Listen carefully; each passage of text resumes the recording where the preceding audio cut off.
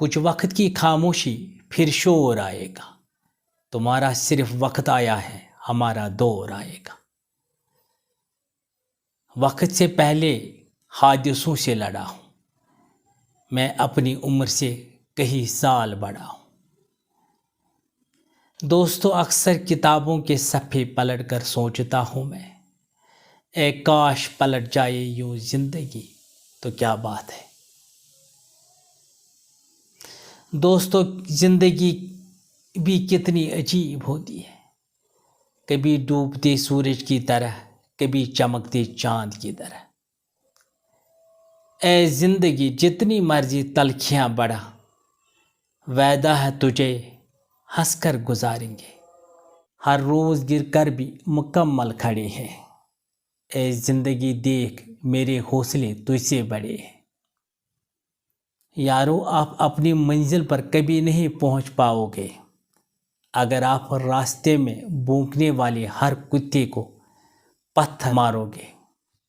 دوستو، آج میں بتاؤں گا آپ کو ایگل مینٹلٹی۔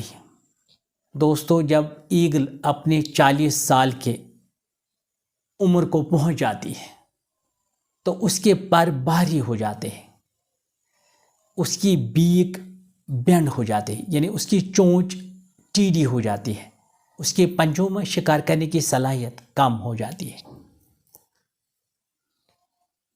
اس لیے ایگل اونچی اڑان بھر نہیں پاتی اور وہ اچھی طرح سے شکار بھی نہیں کر پاتا۔ تو ایگل کے سامنے 2 راستے ہوتے ہیں، ایک راستہ موت کی طرف جاتا ہے، یا ایگل کو مرنا ہوگا کیونکہ ایگل شکار نہیں کر پاتی، کیونکہ ایگل اونچی اڑان نہیں بھر پاتی۔ تو ایگل دوسرا راستہ اختیار کرتا ہے۔ وہ جو راستہ ہے وہ پینفل پروسیس ہے جس سے وہ ایکسیپٹ کرتا ہے۔ ایگل اپنے گھونسلے میں جاتا ہے، وہاں سے ایک اونچے پہاڑ پر چڑھ جاتا ہے، وہاں پر اپنی چونچ کو پتھروں سے مار مار کر توڑ دیتا ہے اور پھر اپنے گھونسلے میں نئی چونچ کے اگنے کا انتظار کرتا ہے۔ جب نئی چونچ آ جاتی ہے تو اس کے بعد وہ پنجے کے ناخنوں کو توڑتا ہے، رگڑتا ہے، اور اس کے بعد اس کے پنجے کے ناخن نئے آ جاتے، نئے اگتے ہیں۔ اس کے بعد یہ ایگل اپنی پروں کو اکھاڑ دیتا ہے۔ اس پروسیس میں اس کو 150 دن لگتے ہیں، اس کو 5 مہینے کے پینفل پروسیس سے گزرنا پڑتا ہے۔ اگر ایگل اس پینفل پروسیس کو ایکسیپٹ نہیں کرتا تو وہ 40 سال کی عمر میں ہی مر جاتا۔ اس پینفل پروسیس سے گزرنے کے بعد ایگل کو زندگی کے اور 30 سال مل جاتے ہیں۔ ہمیں ایگل مینٹلٹی رکھنی چاہیے۔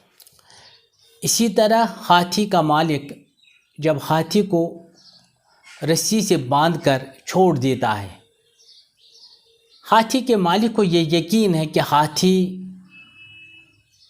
رسی کو توڑنے کی کوشش نہیں کرے گا، کیونکہ ہاتھی کے مالک کو ہاتھی کا بلیو سسٹم سمجھ آ گیا ہے۔ جب ہاتھی پیدا ہوا تھا تو اس کے مالک نے اس کو ایک چھوٹی سی رسی کے ٹکڑے سے باندھا تھا۔ ہاتھی نے پہلے کوشش کی تھی کہ اس کو کاٹنے کی، لیکن وہ اس میں کامیاب نہیں ہوا۔